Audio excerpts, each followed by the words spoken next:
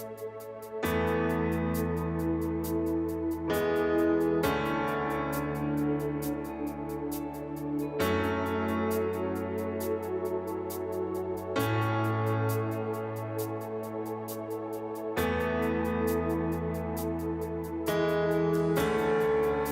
quelle paix dans ces moments, dans les calmes de ta présence, quand le bruit faiblit et tu parles à mon âme. Tu as toute mon attention, fais-moi entendre ta voix. Je ne veux rien manquer. Seigneur, mon cœur désire plus de toi. Mon cœur recherche ta face, alors je cède à toi. Tout en moi est ému par ton amour, captivé par qui tu es. Conduis-moi à te connaître plus encore. Je veux m'approcher de toi, laisser mes peurs derrière moi. Seigneur, viens toucher ma vie à nouveau. Oh, oh, oh, oh, oh,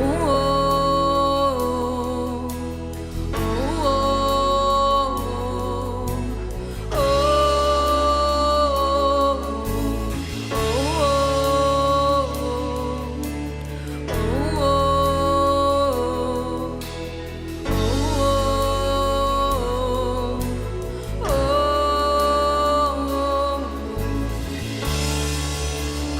soleil dans l'aurore, comme la brise dans la nuit, ta paix me restaure, tu me donnes la vie.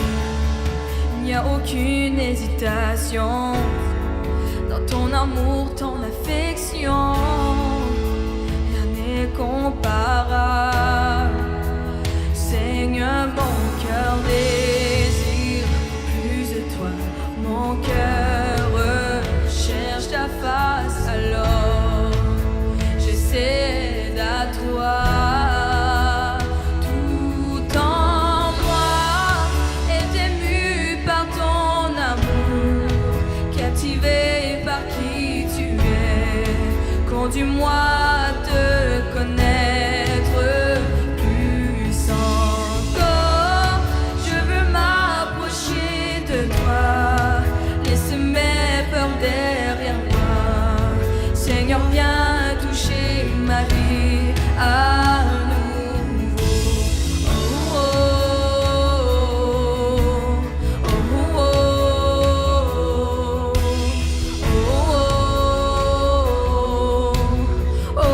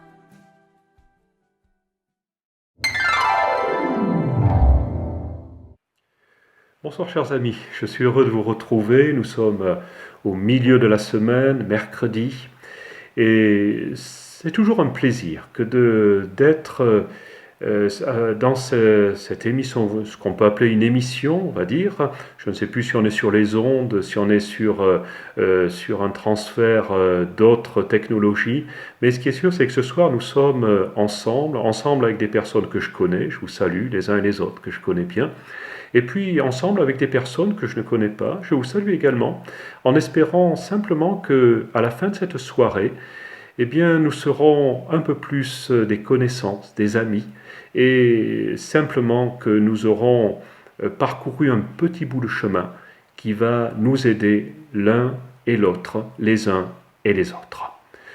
Je me suis interrogé par rapport à l'intérêt de cet échange de ce soir, en me disant, il est très intéressant, pour moi du moins, il est très intéressant de passer du temps à lire la Bible, même si pour certains ça peut être un livre dépassé.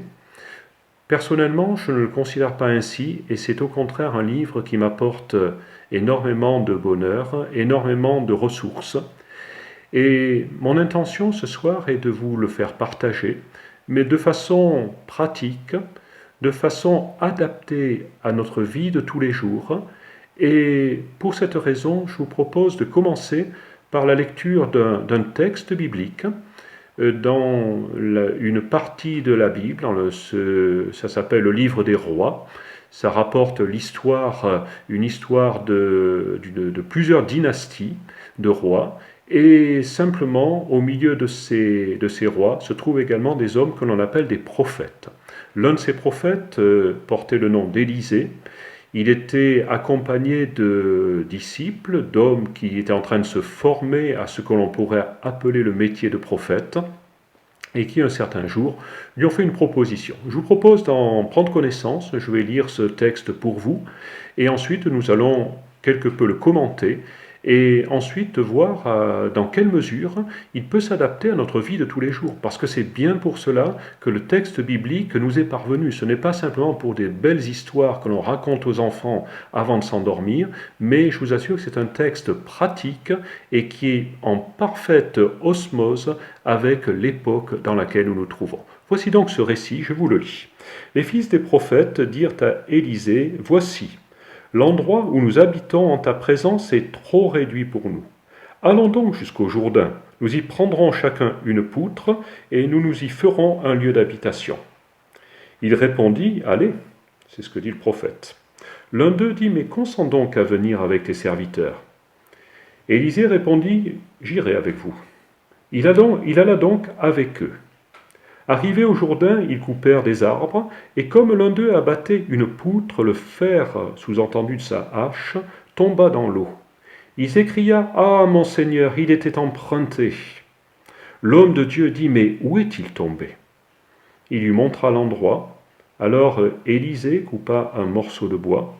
Il jeta ce morceau de bois au même endroit et fit surnager le fer. Puis il dit à ce garçon, à cet homme, « Reprends-le maintenant. » Et l'autre tendit la main et le prit. Voilà la petite histoire.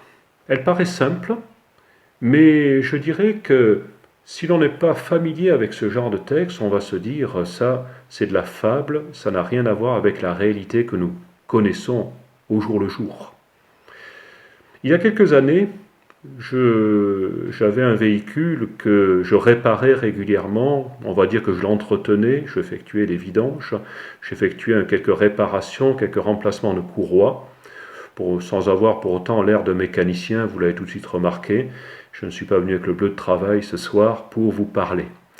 Donc j'étais un piètre mécanicien, mais qui voulait simplement entretenir sa voiture un petit peu au fil du temps.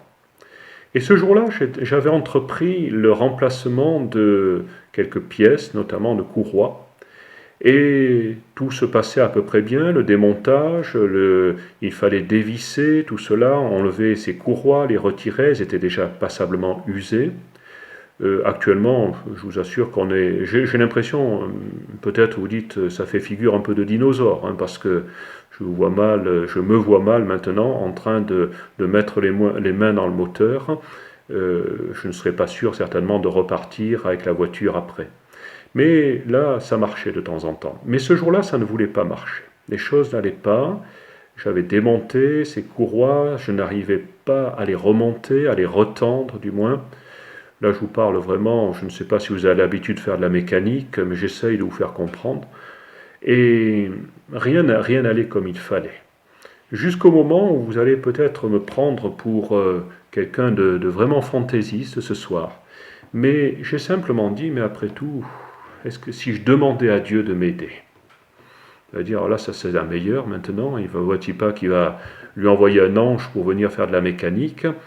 Je vous passe les détails, mais j'ai fait cela malgré tout. J'ai dit, mon Dieu, aide-moi.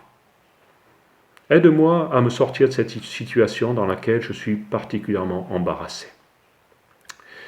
Et au moment où j'ai prononcé ces quelques mots, vous pouvez juger vous-même de leur simplicité, m'est revenu exactement ce que nous venons de lire dans ce texte. Dieu lui indiqua un morceau de bois. Et lorsque j'ai perçu cette, on va dire, c'est comme cette injonction en moi-même, j'ai automatiquement promené mes yeux alentour en me disant, j'entends parler de bois, il faut que je regarde ce qui se passe là autour.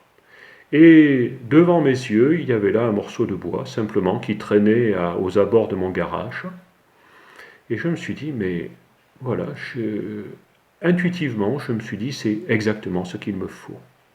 Il avait une certaine longueur, et lorsque je l'ai pris et que je l'ai rapproché du lieu du chantier, et surtout du chantier inachevé, il se trouve que ce morceau de bois avait la longueur adéquate pour me permettre de retendre la courroie que je n'arrivais pas à retendre. Parce que lorsque je la retendais, eh bien, je ne pouvais pas visser, et lorsque je ne vissais, je ne pouvais pas retendre ma courroie. J'arrête là tous ces détails très très techniques d'apprenti mécano, pour vous dire qu'à ce moment-là, j'ai pu positionner ce morceau de bois tel qu'il le fallait, et j'ai pu tout simplement terminer le travail que j'avais entrepris.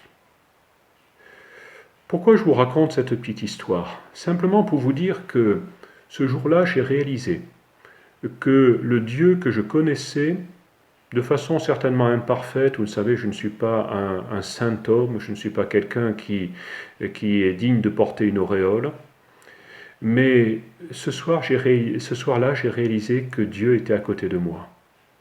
Et que celui que je priais jour après jour, avec mes mots, avec mes imperfections, celui que j'apprenais à connaître en lisant ce qui est écrit dans la Bible, dans sa parole, eh bien il était justement à côté de moi, aux abords de ce garage, et qu'il a pu m'indiquer justement l'outil dont j'avais besoin pour me tirer d'affaire.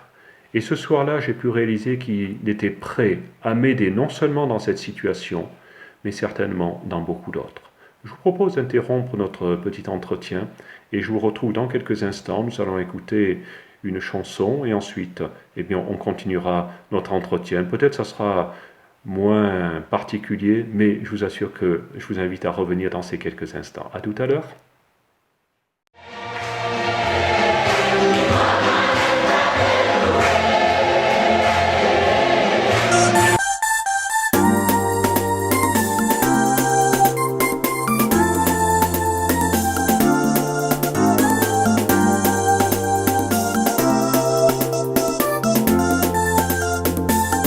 Comment ne pas te louer? Comment ne pas te louer?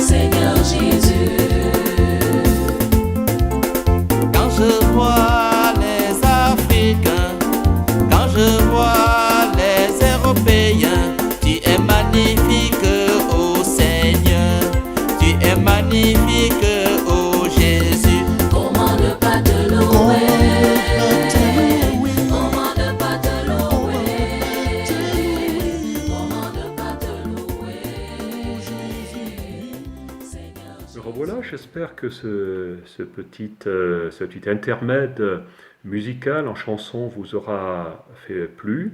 Du moins, nous essayons de trouver ce qui convient et ce qui s'adapte le mieux pour ces soirées. Donc après ce témoignage qui m'était personnel, eh bien j'ai eu la pensée d'un autre témoignage. Là, il est question d'un mécanicien, d'un véritable mécanicien cette fois-ci, non pas d'un apprenti, mais d'un homme d'affaires qui a vécu au siècle dernier, qui nous a quittés, qui est décédé dans les années 60-70 à peu près. Un industriel américain qui a monté son affaire pour la construction de matériel de travaux publics, type scrapper, dumper, etc. Vous voyez, tout ce qui contribue à la réalisation d'énormes travaux routiers. Cet homme, qui portait le nom de Robert Letourneau, nous rapporte, a écrit, un livre a été écrit à son sujet, plus exactement, qui s'intitule Dieu dirige mes affaires. C'est un vieux livre, et il se trouve qu'il était sur mon étagère et que j'ai trouvé un récit intéressant pour justement nous mettre en relation avec la réalité de la parole de Dieu par rapport aux circonstances que nous vivons au quotidien. Et simplement, je vais peut-être lire plus que vous parler. Et c'était au début de son entreprise. Son affaire était encore très réduite, très mal assurée. Il n'employait qu'une douzaine d'hommes. Et un jour, une très grosse machine était sur le chantier et devait être livrée le lendemain. Mais cet homme manquait pour achever cette machine, une pièce essentielle et qu'il n'avait pas encore dessinée. Il n'avait donc qu'une chose à faire, c'était passer la soirée sur sa planche à dessin.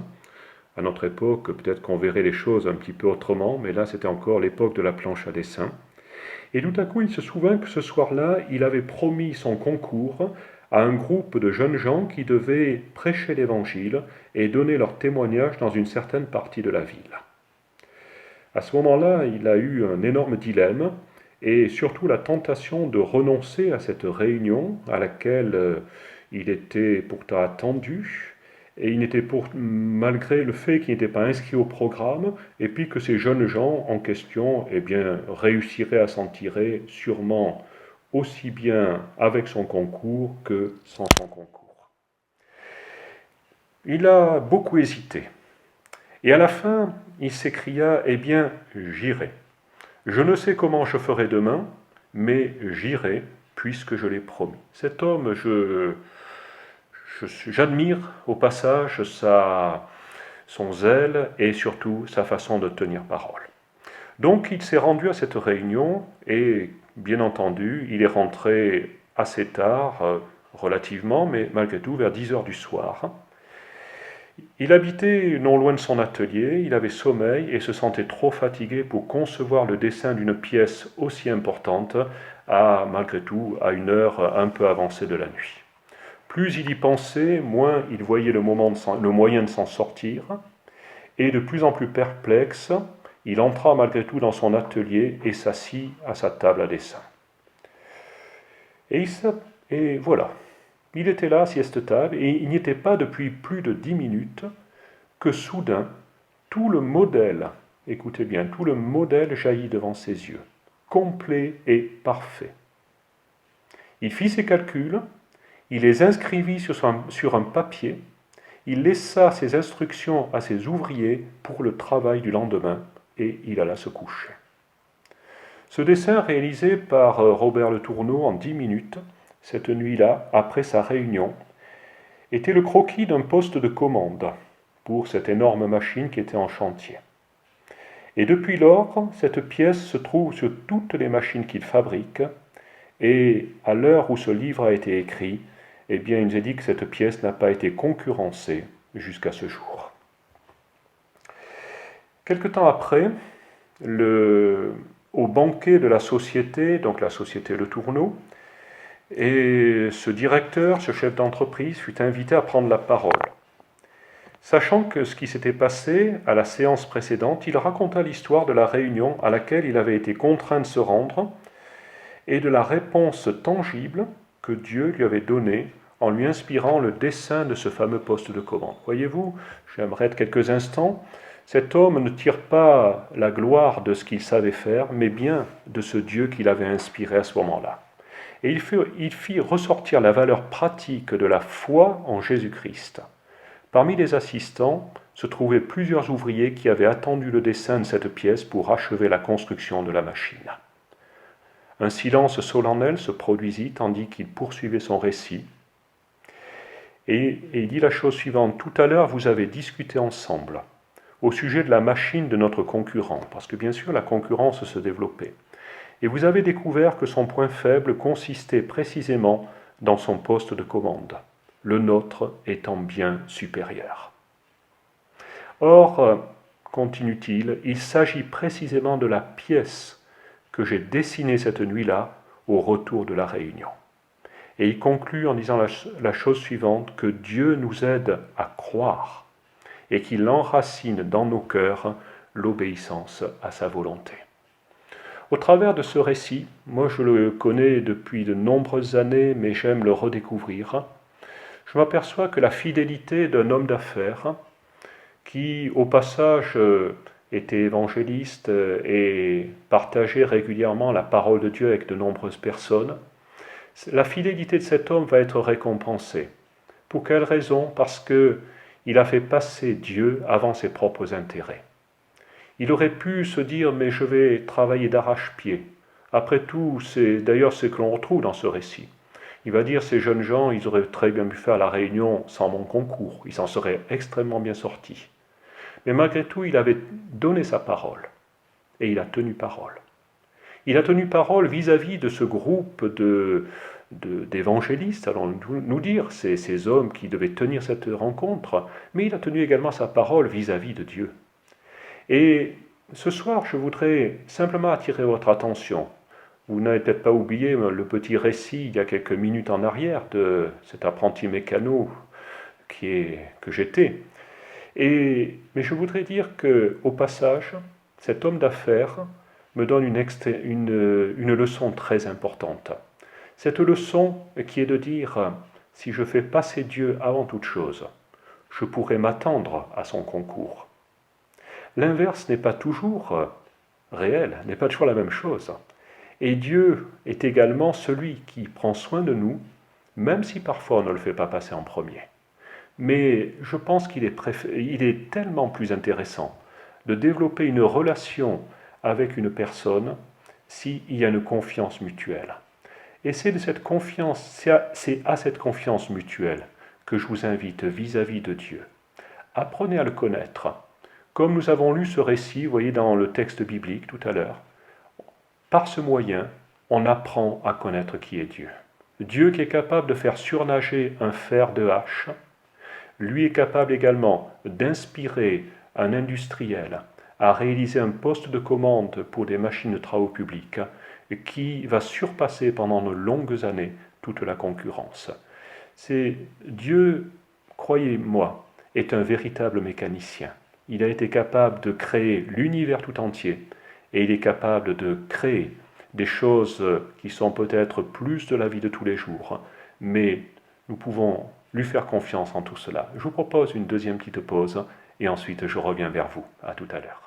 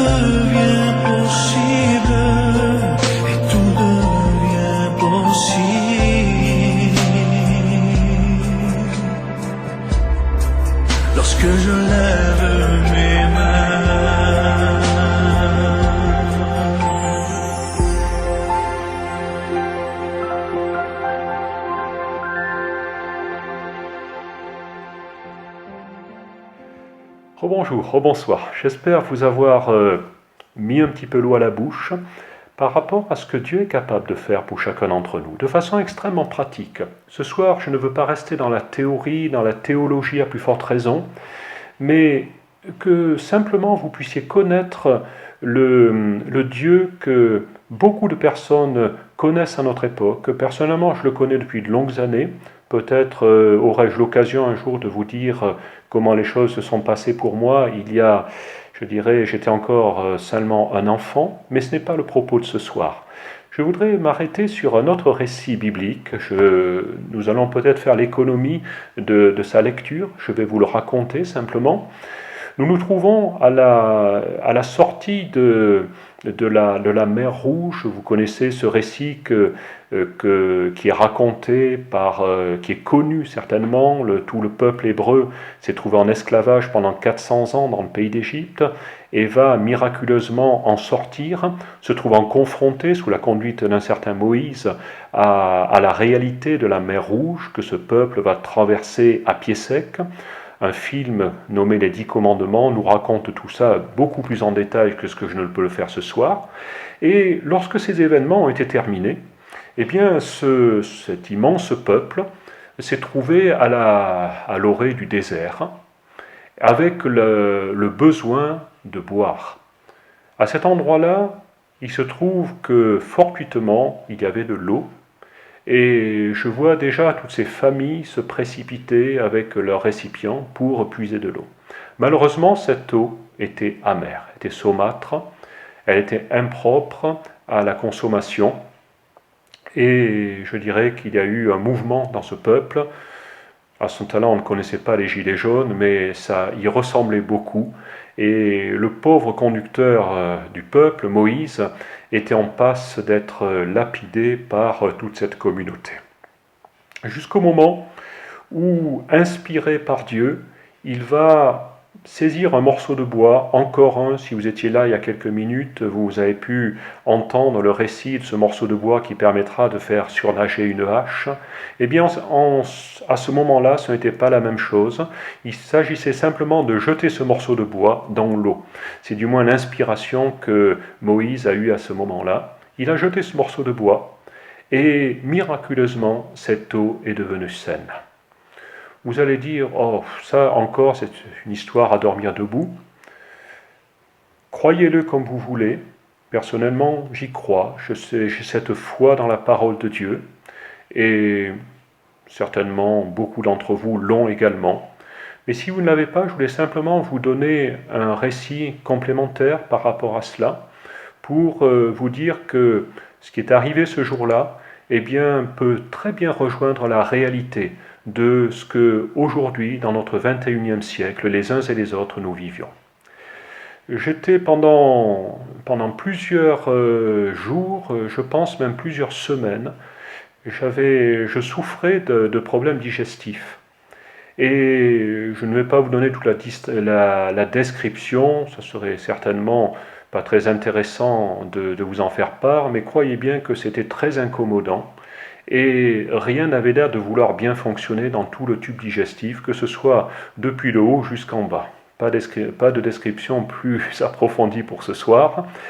Et je traînais cette chose-là, et je dirais que j'ai l'habitude, lorsque je souffre de quelque chose dans mon corps, de demander à Dieu de me guérir. Certaines fois, je vous dirais, ça marche. D'autres fois, on a l'impression que ça ne marche pas. Et je me trouvais plutôt dans cette deuxième situation, ça ne marchait pas. J'étais toujours en proie à ces dérèglements intestinaux, tout cela m'embêtait, me cassait les pieds. Et finalement, j'avais fini par en prendre mon parti. Des jours se passaient mieux que d'autres.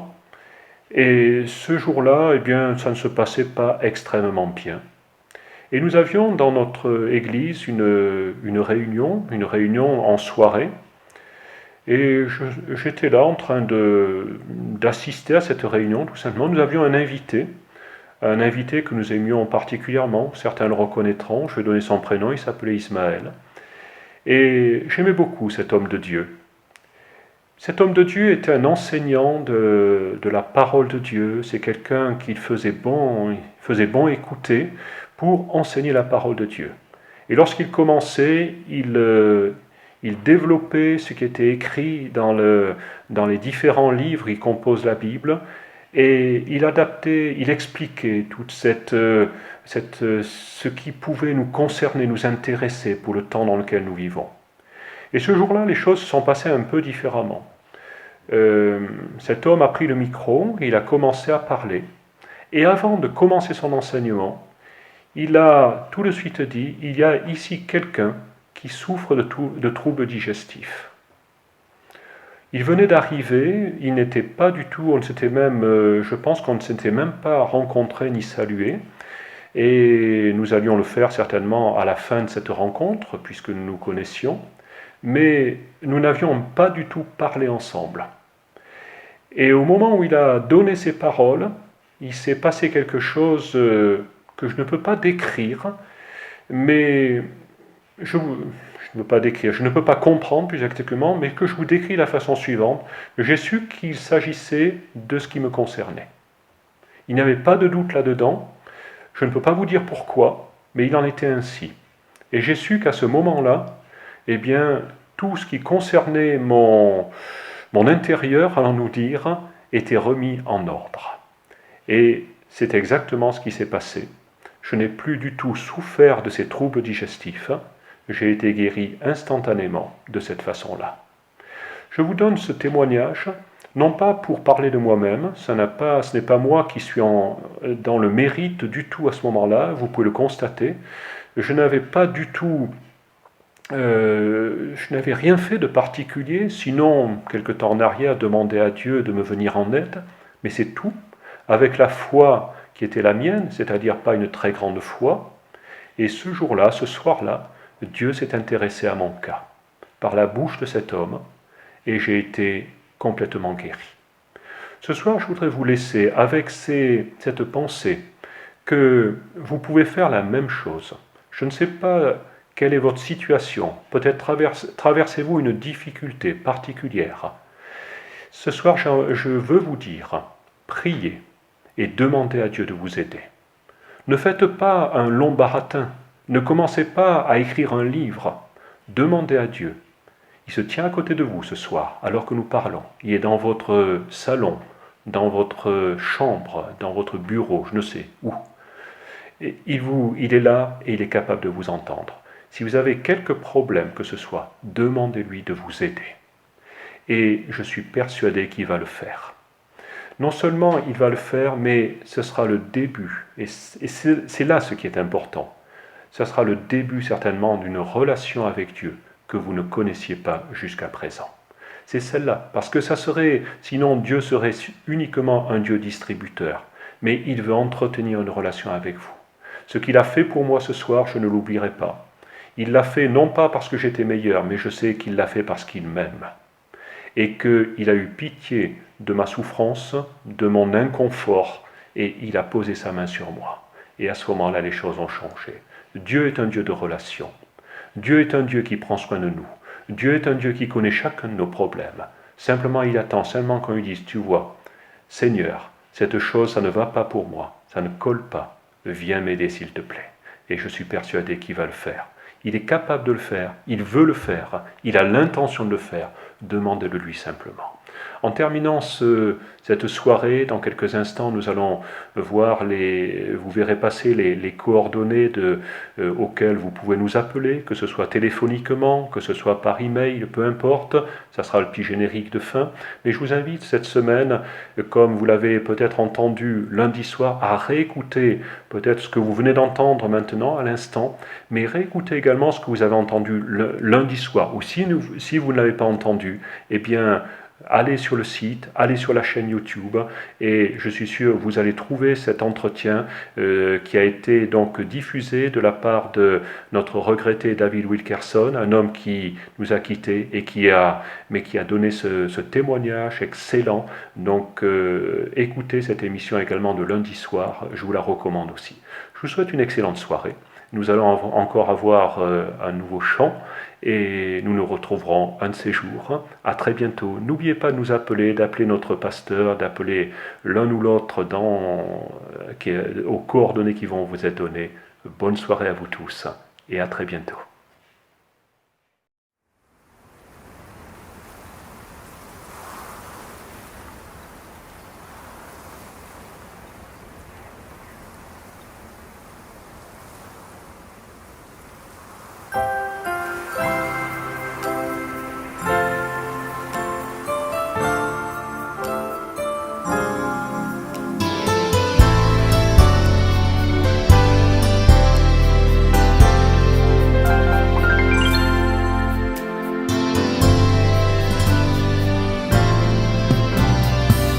Si je m'incline devant ton trône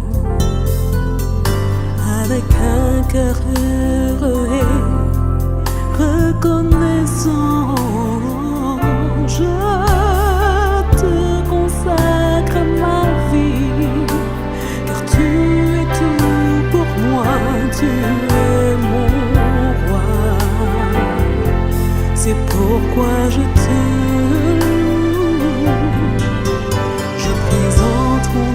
comme un saint sacrifice, Seigneur, qu'elle soit transformée, renouvelée. Oh, je t'en prie, soulage-moi, prends-moi dans tes bras, tu es mon sauveur, c'est pourquoi je te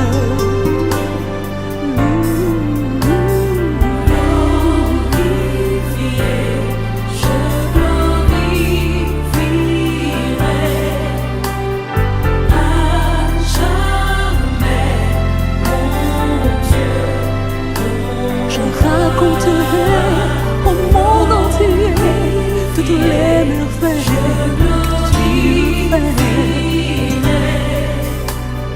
À jamais, mon Dieu, mon roi.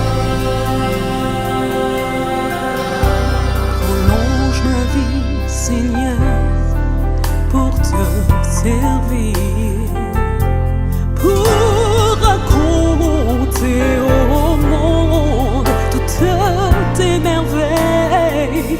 Tu es Dieu, ta miséricorde et ton amour dureront à jamais. C'est pourquoi je te loue, Seigneur, oh Dieu.